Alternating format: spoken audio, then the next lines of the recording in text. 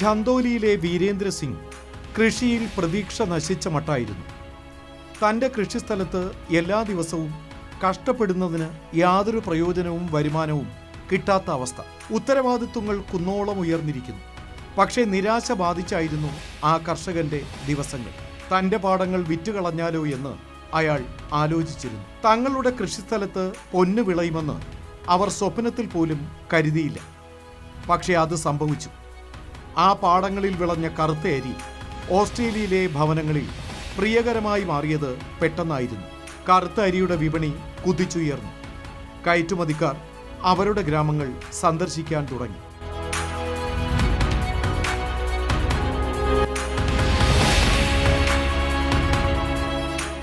പ്രധാനമന്ത്രിയായി നരേന്ദ്രമോദി അധികാരത്തിൽ എത്തിയതു മുതൽ ഇത്തരം പ്രശ്നങ്ങൾക്ക് പരിഹാരമാകാൻ തുടങ്ങി. ഒരു പ്രദേശത്തിന്റെ പിന്നാക്കാവസ്ഥ എപ്രകാരമാണ് അതിന്റെ വികസന സാധ്യതകൾ കൊട്ടിയടയ്ക്കുന്നത് എന്ന് അദ്ദേഹം ഗുജറാത്ത് മുഖ്യമന്ത്രിയായിരുന്ന കാലത്ത് തന്നെ തിരിച്ചറിഞ്ഞിരുന്നു. കുടിവെള്ളമോ ജലസേചനമോ കൃത്യമായി ലഭിക്കാതെ വരഞ്ഞ കച്ച് പ്രദേശത്തുള്ളവരുടെ ദുരിതങ്ങൾ അദ്ദേഹം കണ്ടിട്ടുണ്ടായിരുന്നു. एस्पिरेशनल डिस्ट्रिक्ट के तहत विकसित कर रही डेवलपमेंट के हर पैरामीटर पर, गवर्नेंस के हर पैरामीटर पर अब पूरा फोकस करके हम इन जिलों में काम कर रहे हैं. चाहे वो कुपोषण हो, माता और शिशु मृत्यु दर हो, बैंकिंग सुविधा हो, बीमा सुरक्षा हो, बिजली कनेक्शन हो, शिक्षा व्यवस्था हो, स्वास्थ्य से जुड़ी सुविधाएं हो, हम तमाम पैरामीटर्स पर लगातार रियल टाइम मॉनिटरिंग कर रहे हैं. തൊഴിലില്ലായ്മ, തരിശായ ഭൂമി, വെള്ളവും വൈദ്യുതിയുമില്ലാത്ത അവസ്ഥ, സ്ത്രീകൾക്ക് തൊഴിലവസരങ്ങൾ ഇല്ലാതിരിക്കുക, ഇങ്ങനെയുള്ള വികസനത്തിലെ അസന്തുലിതാവസ്ഥകൾ ഇല്ലാതാക്കാൻ അദ്ദേഹം പ്രയത്നിച്ചു. 112 ജില്ലകളുടെ അഭിലാഷങ്ങൾ നിറവേറ്റുന്നതിനായി തീവ്രയജ്ഞം ആരംഭിച്ചു. 112 जिलों को अब हमारी सरकार एस्पिरेशनल डिस्ट्रिक्ट के तहत विकसित कर रही.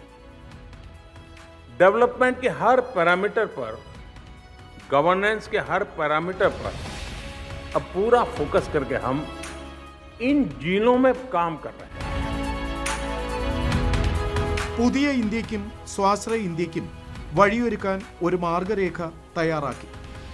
യു പിയിലെ ചന്ദൌലിയിലായാലും ഗുജറാത്തിലെ ദാഹോദായാലും നർമ്മദയായാലും മഹാരാഷ്ട്രയിലെ ഗഡ്ചിരോലിയായാലും പ്രദേശങ്ങളുടെ വിധി മാറുവാൻ തുടങ്ങി. യു പിയിലെ ചന്ദൌലി പിന്നോക്ക ജില്ലകളിലൊന്നായിരുന്നു. 2 വർഷം മുമ്പ് മണിപ്പൂരിൽ നിന്ന് കറുത്ത അരി കൊണ്ടുവന്ന് അവിടെ കൃഷി ചെയ്യാനുള്ള ഒരു പരീക്ഷണം സർക്കാർ നടത്തി. വീരേന്ദ്ര സിംഗിന്റെ വയലിൽ കറുത്ത നെല്ലിന്റെ വിളവെടുപ്പ് തുടങ്ങി. അവിടെ തീർന്നില്ല ഈ പുതിയ യാത്ര. ചന്ദൌലിയിൽ വീരേന്ദ്ര സിംഗിന്റെ വിധി മാത്രമല്ല, അദ്ദേഹത്തെ പോലുള്ള നിരവധി കർഷകരുടെ ലോകം തന്നെ മാറി. ब्लैक राइस की खेती हम लोग जब से किए हैं तो ब्लैक राइस में हमारे खेतों में जो है किसी भी प्रकार की रासायनिक खाद नहीं डालना पड़ता है और हमारे मिट्टी की उर्वरा शक्ति बनी रहती है. और हमारी जो कॉमन धान है जो हमारे जनपद में पहले बेचा जाता था उसको 19 से 20 रुपये केजी कुंटल, 1900 से 2000 रुपये कुंटल बेचा जाता था. उसके सापेक्ष ब्लैक राइस की कीमत 85 रुपये केजी जो है बेचा जा रहा है, जिससे हमारे किसानों को इससे कई गुना फायदा हो रहा है. और इससे हमारे किसानों के आर्थिक, ब्लैक राइस की खेती करने से हमारे किसानों की आमदनी जो है, आर्थिक स्थिति बहुत ही सुदृढ़ हो रही है. ആദ്യമായി 520 മെട്രിക് ടൺ കറുത്ത അരി ചന്ദൌലിയിൽ നിന്ന് സർക്കാർ കയറ്റുമതി ചെയ്തു. തീർച്ചയായും ചന്ദൌലിയിലെ ഗ്രാമങ്ങളിലെ വയലുകൾ ഇപ്പോൾ സ്വർണം വിളയുന്നു. നമ്മുടെ അരി ഓസ്ട്രേലിയയിലെ അടുക്കളകൾക്ക് ശോഭ പകരുന്നതിൽ ആളുകൾ സന്തോഷിക്കുന്നു.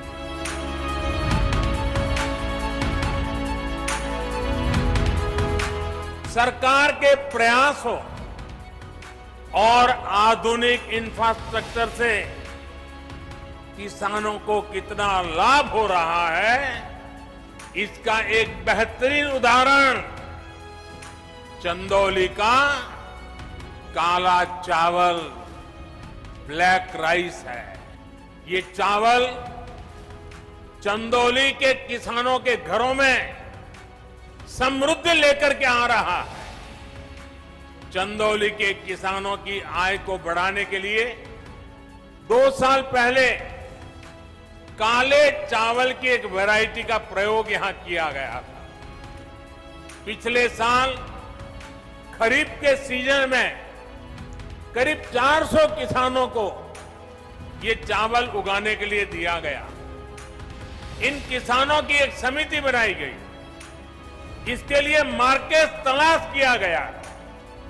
सामान्य चावल जहां 35-40 रुपए किलो के हिसाब से बिकता है, वहीं यहां बेहतरीन काला चावल 300 रुपये तक बिक रहा है। मणिपुर से हम लोगों को मात्र 25 किलो बीज उपलब्ध कराया गया। 25 किसानों ने उसकी खेती की। दूसरे साल बीज संवर्धन हुआ और हमारे जनपद के काफ़ी किसानों ने, सैकड़ों की संख्या में किसानों ने उसकी खेती की। जो उत्पादन हुआ वह उत्पादन हमारे जनपद में इकट्ठा किया गया। सभी किसानों का हमारी समिति इकट्ठा की और ऑस्ट्रेलिया और कतर विदेशों में उसकी जो है बिक्री हुई। എത്തിപ്പെടാൻ റോഡുകളില്ലാതെ, ആശുപത്രികളില്ലാതെ, തൊഴിലില്ലാതെ പിന്നാക്കാവസ്ഥയിൽ പെട്ടുപോകുന്ന പ്രദേശങ്ങളുടെ കഥ കഴിഞ്ഞ കുറേ ദശകങ്ങളായി കുതിച്ചുയർന്നു കഴിഞ്ഞിരുന്നു. 7 പതിറ്റാണ്ടുകൾക്ക് ശേഷം അത്തരം ജില്ലകളുടെ എണ്ണം 112ആയി വർദ്ധിക്കുകയും അവിടെ താമസിക്കുന്ന രാജ്യത്തെ ജനസംഖ്യയുടെ 14% അവഗണിക്കപ്പെടുകയും ചെയ്തു. ഈ ഗ്രാമങ്ങളിൽ ഗോത്ര ദളിത് സമൂഹങ്ങൾക്കിടയിൽ ജീവിത സൗകര്യങ്ങളുടെ അഭാവം രൂക്ഷമായിരുന്നു. ദാരിദ്ര്യം നിറഞ്ഞ ഈ അവസ്ഥ മുതലെടുത്ത് നക്സലുകൾ അധികാരം വ്യാപിപ്പിച്ചു, പലായനങ്ങൾ ആരംഭിച്ചു. അതിൻ്റെ ഫലമായി ഏറ്റവും ഉയർന്ന മാതൃമരണ നിരക്കും ഏറ്റവും ഉയർന്ന ശിശുമരണ നിരക്കും കുട്ടികളിലെ പോഷകാഹാരക്കുറവും സംജാതമായി.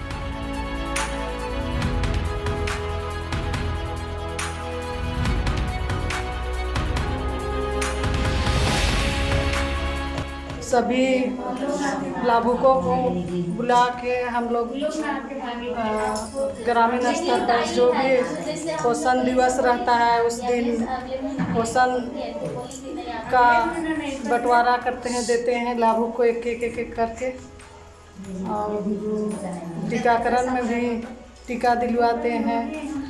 कोई कुपोषण ना रहे करके उसका वृद्धि चार्ट वगैरह और वजन वगैरह करवाते हैं।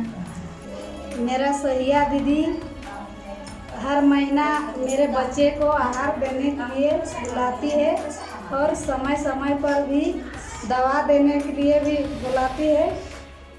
पोषाहार लेकर जाते हैं और सहिया दीदी मोबाइल में अपने करके और रखते हैं। कोई गांव पीछे रह जाए तो वो सिर्फ एक गांव, एक एंटिटी के रूप में पीछे, ऐसा नहीं है। वहां रहने वाले लोग, उनको मिलने वाली सुविधाएं, उनके हक, उनके अवसर, इन सब में वो अन्याय का शिकार हुआ होता है। उस बाबा साहब आंबेडकर की सामाजिक न्याय की प्रतिबद्धता का भी एक बहुत बड़ा एक सिस्टमेटिक सॉल्यूशन प्राप्त करने का प्रयास का हिस्सा बनेगा। 15 കോടി ആളുകൾ ദൈവത്തെ മാത്രം ആശ്രയിച്ചു. ഇത്രയും വലിയൊരു ജനവിഭാഗത്തിന് സ്വന്തമായി സ്വപ്നങ്ങൾ ഉണ്ടാകില്ലേ എന്ന് പ്രധാനമന്ത്രി നരേന്ദ്രമോദി തിരിച്ചറിഞ്ഞു. അവർക്ക് മുന്നോട്ട് പോകാനുള്ള അവസരം നൽകേണ്ടതല്ലേ? ശോഭനമായ ഭാവി സ്വപ്നം കാണുന്നത് നിർത്തിയവരുടെ ജീവിതത്തിൽ പുതിയ പ്രതീക്ഷ പകരാനാണ് ആസ്പിരേഷണൽ ഡിസ്ട്രിക്ട് പദ്ധതി കൊണ്ടുവന്നത്. देश के एक बहुत बड़े हिस्से को ही ब्लैंक छोड़ दिया था। देश के ये वो जिले थे जो सबसे पिछड़े थे। साथियों, आज जब हम बेटर टुमारो की बात कर रहे हैं तो मैं आपको ये भी बताना चाहूंगा कि इन जिलों में 5-10 लाख नहीं, देश के 15 करोड़ अत्यंत गरीब लोग रहते हैं। ये लोग मुख्यतया आदिवासी हैं, जनजातीय हैं, दलित हैं, पिछड़े हैं। क्या बेटर टुमारो के लिए इनके सपने कोई मायने नहीं रखते थे? क्या इन जिलों के गरीबों को अपने उज्जवल भविष्य का सपना देखने का अधिकार नहीं था? ആസ്പിരേഷണൽ ഡിസ്ട്രിക്ട് പദ്ധതി ഇന്ത്യയിലെ ഏറ്റവും പിന്നാക്കമായ 112 ജില്ലകളുടെ സമഗ്ര വികസനം ലക്ഷ്യം വച്ചുള്ള ഒന്നാണ്. ഈ പ്രദേശങ്ങളിൽ ആരോഗ്യ പോഷണ മേഖലയിലും വിദ്യാഭ്യാസത്തിലും കൃഷിയിലും ജലസേചനത്തിലും സാമ്പത്തികമായ ഉൾച്ചേർക്കലിലും അവശ്യ സേവനങ്ങളുടെ ലഭ്യത ഉറപ്പുവരുത്തിയും ഇത് സാധ്യമാക്കുന്നു. എല്ലാവർക്കുമൊപ്പം എല്ലാവരുടെയും വികസനം മനസ്സിൽ വെച്ചുകൊണ്ട് ഇത്തരം ജില്ലകളുടെ തിരിച്ചറിയൽ മുതൽ ജില്ലകളുടെ മൊത്തത്തിലുള്ള വികസനം വരെ ഇന്ന് ആസ്പിരേഷണൽ ജില്ലകളുടെ വികസനത്തിന്റെ പുതിയ കഥകൾ എഴുതപ്പെടുന്നത് അതിവേഗം വളരുന്ന പ്രദേശങ്ങൾ അവിടങ്ങളിൽ രൂപപ്പെടുന്നു. ചന്ദൌലി ഒറ്റപ്പെട്ട ഒരു പ്രതിഭാസമല്ല. മാറ്റങ്ങളുടെ ഈ മാറ്റുലി അരുണാചൽ പ്രദേശിലെ നാംസായി ജില്ലയിലും കാണാം. വിദ്യാഭ്യാസത്തിലെ ഡിജിറ്റൽ വൽക്കരണത്തിലൂടെ അവിടെ ഉയർന്ന ഹമാര വിദ്യാലയ മോഡൽ ഇന്നെല്ലാവർക്കും പ്രചോദനം പകരുന്നു.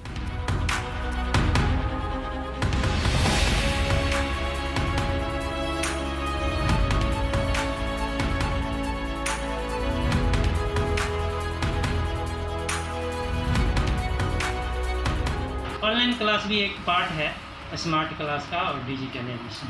हम मोदी ये अपने नरेंद्र मोदी प्रधानमंत्री साहब को बहुत बहुत धन्यवाद देना चाहूँगा। और यहाँ पे इंट्रोड्यूस किया गया था क्लास 9, 10 एट द बिगिनिंग, तो अभी धीरे हम लोग 11, 12 में भी जा रहा है। सो ये क्लास 9, 10 में जो हम लोग का सिलेबस पढ़ा रहा है, इसमें we are basically teaching the basics of MS office and part A, part B दोनों सिलेबस को भाग किया गया था। So it's very good. Arunachal government and central government से I just want to inform through this medium that it is being very beneficial. We are also doing Kian smart class.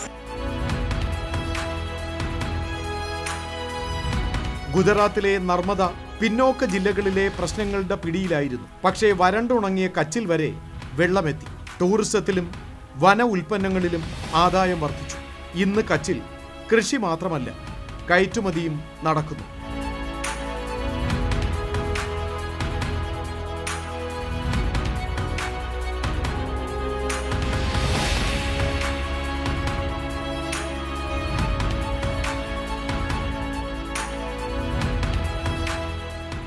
हमारे गांव में पानी की बहुत दिक्कत थी। वहाँ से वहाँ पानी बहुत कम आता था। हमको 2-3 किलोमीटर चल के जाना पड़ता था। अभी नरेंद्र मोदी की वजह से हम घर पे पानी आता है तो हमें अच्छा लगता है। 2017 के पहले की बात करें तो हमारे घरों में पानी नहीं आता था। हमें 2-3 किलोमीटर दूर जाके पानी भरना पड़ता था। इसीलिए हमारे बच्चों की पढ़ाई और घर के अन्य कामों में हमें बहुत मुश्किल हो रही थी। पहले पानी की बहुत समस्या होती थी, खेत जाना पड़ता था, कुएं से लाना पड़ता था, मम्मी वगैरह बहुत परेशान होती थी। अब जल जीवन मिशन के कारण घर घर पानी पहुंच रहा है और पानी पाइपलाइन लग गई है तो पानी भी पर्याप्त आ जाता है। पहले पानी में बहुत परेशानी होती थी लाने में ले जाने में, तो घर बैठे पानी आ रहा है।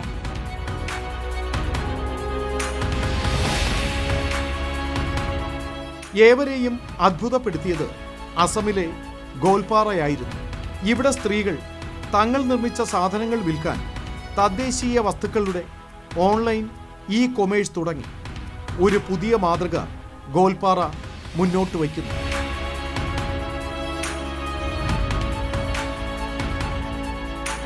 हम लोग प्लेटफॉर्म का माध्यम लिया है, जिनमें हम लोग ग्वालमार्ट नाम से एक मार्केट प्लेस खुला है, जिसमें हम लोग का जितना भी SHG प्रोडक्ट्स है वो सब ग्वालमार्ट में अवेलेबल होगा और ऑनलाइन के माध्यम से कोई भी अपना घर से व जो भी अपना एरिया है वहाँ से ऑनलाइन कर सकता है।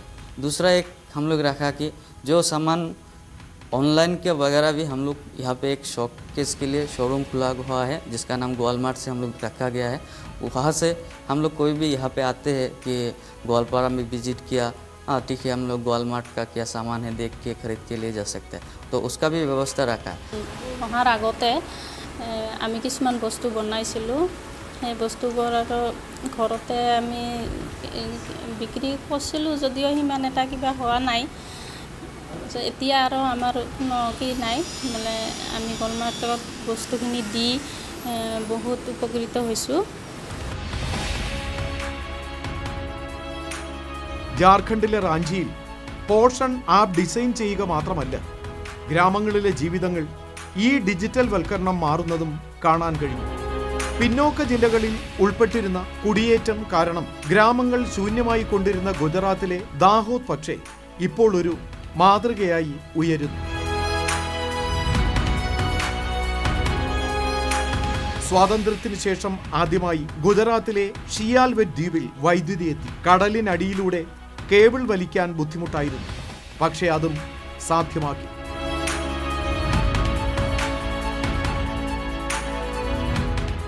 ഫുജ് കച്ചിലെ പാബി ബെന്നിനെ കുറിച്ച് ചിന്തിക്കൂ. വിഷമകരമായ സാഹചര്യങ്ങൾക്കിടയിലും അവൾ തിരിച്ചു വന്നു. ഇന്ന് ഗ്രാമത്തിൽ നിന്നുകൊണ്ടവൾ pabiben.com എന്ന ഓൺലൈൻ പോർട്ടലിൽ ലോകത്തെങ്ങും തൻ്റെ ഉൽപ്പന്നങ്ങൾ വിൽക്കുന്നു. രാഷ്ട്രസേവനത്തെക്കാൾ പ്രധാനമായി മറ്റൊന്നുമില്ല. जब मैं 5 साल की थी तब मेरा पिताजी गुजर गए. सबसे बड़ी होने के नाते घर चलाने का सारा बोझ मेरी माँ के कंधों पे मैं नहीं डालना चाहती थी.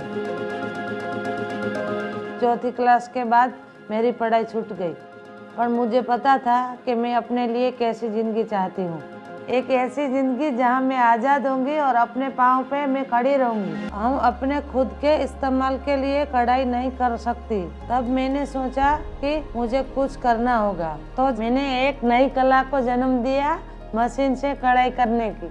और इस तरह हरी जरी का जन्म हुआ और इसे पाबी जरी के नाम से भी जाना जाता है, क्योंकि मैंने इसकी शुरुआत की थी. धीरे धीरे कई औरतें मेरे साथ जुड़ गई और ऐसे ही हमने अलग अलग कपड़े, बैग, रजाई और कुशन कवर बनाने लगे. मुझे पता था कि मेरा काम अच्छा है, लेकिन मेरे को ये पता नहीं था कि उसकी मार्केटिंग कैसे करनी है. अलग अलग शहरों में होने वाले एग्जीबिशनों में भाग लेने लगी. हमारा एक वेबसाइट भी है pabiben.com, जो पूरी दुनिया में काफ़ी मशहूर है. मेरे कारोबार से मेरे समुदाय की 60 महिलाओं को रोजगार मिलता है. आज मेरी कंपनी का 20 लाख रुपए का टर्नओवर है. फिर भी मैं वो दिन नहीं भूली जब मैं 1 रुपये के लिए पानी भरकर लाती थी. अपने वो एक लक्ष्य को पहचानो, वो लक्ष्य तुम्हें हर पल चलते रहने की हिम्मत देगा. സമൂഹത്തിന്റെ ഏറ്റവും കീഴേത്തട്ടിൽ ജീവിക്കുന്ന ആളുകളെക്കുറിച്ച് അദ്ദേഹം എപ്പോഴും ശ്രദ്ധിച്ചു. തത്ഫലമായി ഗ്രാമങ്ങളിൽ വൈദ്യുതി എത്തി. സന്തോഷത്തിന്റെ കണ്ണുനീർ ഒഴുകുകയും അവിടെയൊക്കെ മധുര പലഹാരങ്ങൾ വിതരണം ചെയ്യുകയും ചെയ്തു.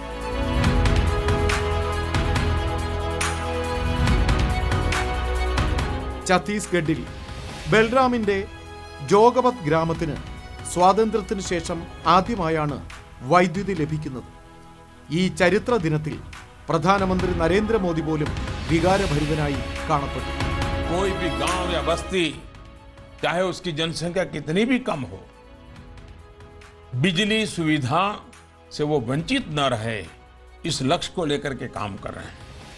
जहां पर ग्रिड से जोड़ना संभव न हो, उन गांवों पर और उन बस्तियों में ऑफ ग्रिड माध्यम से बिजली सप्लाई की व्यवस्था की जा रही है. इससे पहले चिमनी उजाला में रहते सर. चिमनी जी काफी तकलीफ होता है पढ़ाई करने में. बिजली आया है तो ज्यादा खुशहाली है गांव में. टीवी 5 साल पहले मेरे बड़े भाई को दाई में मिला था. फिर लाइट नहीं रहने की वजह से अपन रखे थे घर में. अभी लाइट आया तो लगाए. और गांव में सब अभी मिल के देखते हैं सर, एक ही टीवी पारा में. രാജസ്ഥാൻ ജലോർ ജില്ലയിലെ അമരാപുര ഗ്രാമത്തിൽ സ്വാതന്ത്ര്യത്തിനും ഇത്ര ദശകങ്ങൾ കഴിഞ്ഞു ആദ്യമായി ഗാർഹിക വൈദ്യുതി വിതരണത്തിന്റെ കണക്ഷനുകൾ നൽകി. ആളുകൾ പരസ്പരം മധുര പലഹാരങ്ങൾ നൽകിക്കൊണ്ട് അവരുടെ ആഹ്ലാദം പങ്കിട്ടു.